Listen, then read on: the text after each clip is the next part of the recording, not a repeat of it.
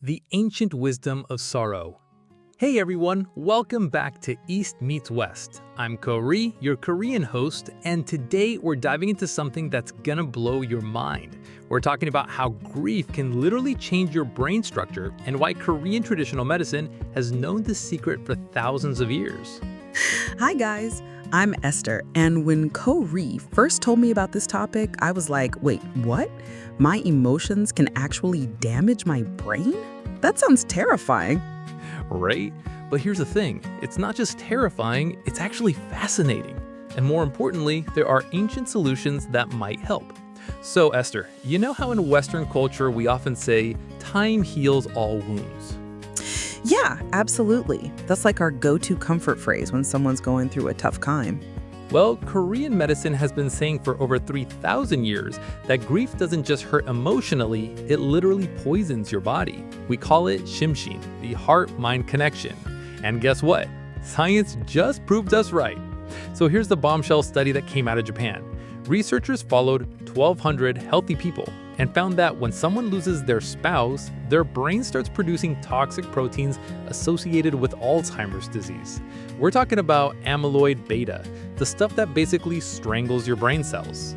That's actually horrifying. So you're telling me that heartbreak can literally give you dementia? Exactly.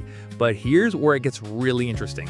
The effects were different for men and women. Men showed massive spikes in amyloid beta, while women had more tau protein changes. It's like the brain mourns differently based on gender. Okay, that's fascinating from a scientific perspective, but as a woman, I'm sitting here thinking, great. Now I have to worry about my brain when I'm already dealing with grief? I know. But here's where the Korean wisdom comes in. See, we've never separated the heart from the mind. In Korean traditional medicine, we have this concept that when your heart breaks, your mind literally shatters too. So we've been treating grief as a physical illness for millennia. So you're saying Korean medicine was ahead of the game on this one? Way ahead. Let me tell you about this village in Korea called Gwi-dong. Locals call it the ghost village. Not because it's haunted, but because every autumn, the elderly widows there start losing their memories at an alarming rate, always within months of losing their husbands. That's actually really sad, but also kind of spooky, right? Super spooky. But here's the plot twist. Traditional Korean healers have been treating this exact phenomenon for centuries. They have specific herbal formulations, meditation practices, even special tea ceremonies designed to protect the brain during grief. So there's this thing called gwibucho, widow's tea. It's this secret recipe that's been passed down through generations of Korean women. It contains chisandro berries, something called polygala and chrysanthemum flowers. Okay, I have to ask, does this stuff actually work, or is it just, cultural comfort food? That's such a Western question, but I love it. Here's the crazy part. Every single ingredient in widow's tea has been scientifically validated for protecting the brain. Chisandra contains compounds that prevent oxidative stress, polygala enhances cognitive function. It's like these ancient Korean grandmothers had access to modern laboratories. No way, that's actually incredible. So Western science is basically catching up to what your grandmothers knew all along. Exactly, and it gets better. You know ginseng, right? That's probably the most famous Korean herb. Well, Stanford researchers found that ginseng compounds can actually block the formation of those toxic amyloid beta plaques we talked about earlier. Wait, so Korean medicine has been prescribing brain protective herbs for grief for how long? Over 2,000 years. Yeah, we're pretty proud of that one. But here's what I find really beautiful. It's not just about the herbs. Korean traditional medicine treats grief holistically. There's community support, meditation, even specific acupuncture techniques called forgetfulness needles. Forgetfulness needles? That sounds like something out of a fantasy novel. I know, right? But it's real. These acupuncturists target specific points that connect the heart to the brain, points that have been used for over 2,000 years to treat what we call shimshin bulhwa, heart-mind disharmony. You know what's really interesting though? The Japanese study found that education level matters. People with higher education showed less severe brain changes after traumatic events. And Korean medicine has always emphasized shimhark, heart learning. It's this practice of mental cultivation through meditation, philosophy, and art. So you're saying that keeping your mind active and engaged actually protects your brain during grief? Bingo! It's like imagine your brain is a garden. Grief is like a terrible frost that can kill all the flowers. But if you've been taking care of your garden, feeding it with learning, watering it with meditation, protecting it with community, it's more likely to survive the frost. That's such a beautiful metaphor, and it makes so much sense when you put it that way. Right? And here's something that'll blow your mind. Even kimchi helps, our fermented cabbage dish. Researchers found that elderly Koreans who eat kimchi regularly show lower rates of cognitive decline. The fermentation creates beneficial bacteria that produce neurotransmitters that protect against stress-induced brain damage. Okay, now you're just showing off. So you're telling me that kimchi is brain food? Hey, we've been saying Korean food is good for you, but seriously, it's about the gut-brain connection.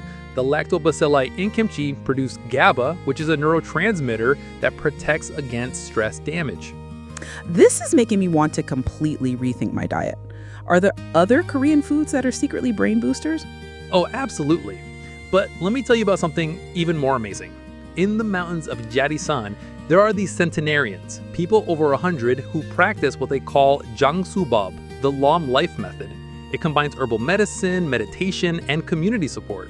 And I'm guessing these centenarians don't get dementia. Exactly.